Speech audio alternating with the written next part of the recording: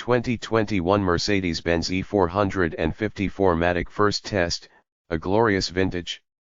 The CLAS E-Class yet makes a good argument against the cancel cars movement. In July, reports broke that Mercedes-Benz would be chopping 7 cars from its US lineup, including the E-Class coupe and convertible.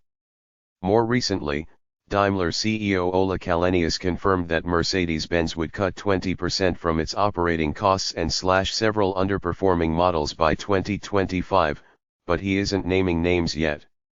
Indulge me for a moment as I yell into the wind, are we really dumping the handling nuance, the top-down romance, and the sheer grace of a long chassis with chest-high rooflines just to cart home a new big, square box every 8 months?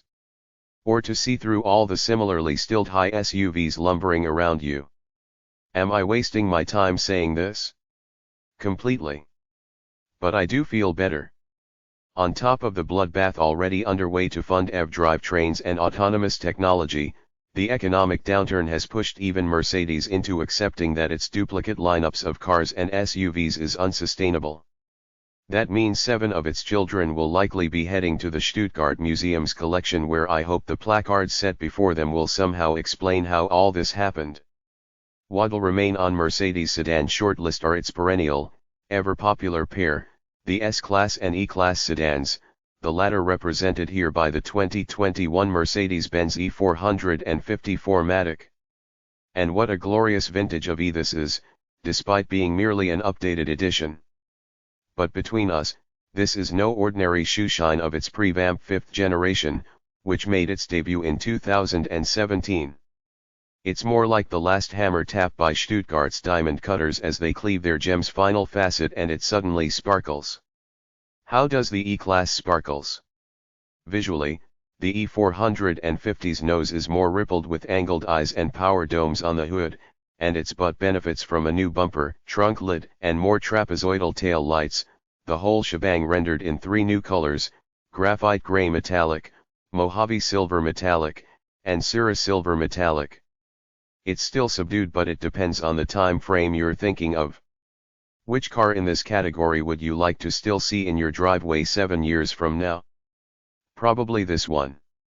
Climb in, and you'll face the interior's showcase feature, its twin 12.3-inch displays. Straight before you is the instrument display, to the right, a second, same-size display is for reach and touching.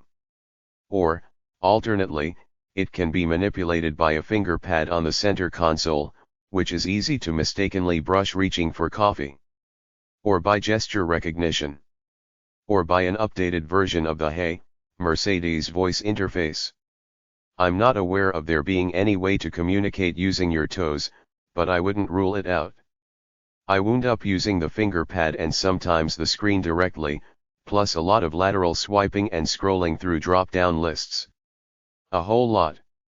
Like being in an electronic game where you're searching along corridors and opening side doors trying to find a hostage in the bad guy's confusing 150-room compound. Not here. Better backtrack. A few editors regarded the infotainment system as more like the Winchester Mystery House, with long hallways and the occasional staircase to nowhere.